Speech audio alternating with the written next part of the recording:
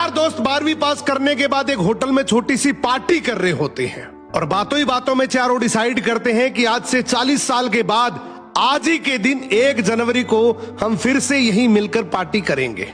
और हाँ, जो सबसे आखिर में आएगा सबका बिल वही पे करेगा। होटल का वेटर भी ये सब देख रहा था। कहने लगा 40 साल बाद अगर मैं भी यहीं रहा तो आपकी ये पार्टी जरूर देखूंगा। ठीक 40 साल बाद पहला दोस्त होटल पहुंचता है तो देखता है वो होटल अब 5 स्टार बन चुका है। अब वहां पर सब कुछ बदल चुका है। तो एक शख्स उसे पहचान जाता है और कहता है सर बैठिए, मैं आपको पहचान गया, मैं वही वेटर हूं जो अब इस होटल का मालिक बन चुका हूं। वो कहता है क्या बात है। इतने में दूसरा दोस्त आ जाता है। दोनों की बातचीत शुरू होती है कि बिजनेस ग्रो कर गया, सब कुछ अच्छा चल रहा है।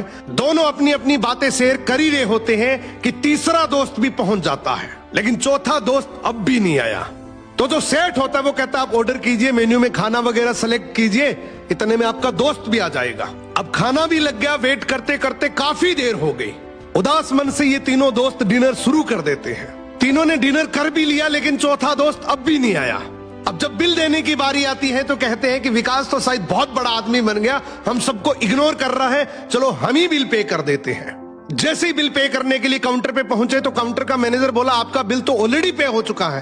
अब तीनों अपने चौथे दोस्त के ना आने की शिकायत करते करते होटल से बाहर निकले ही थे कि तभी एक सरकारी गाड़ी वहां आकर रुकती है।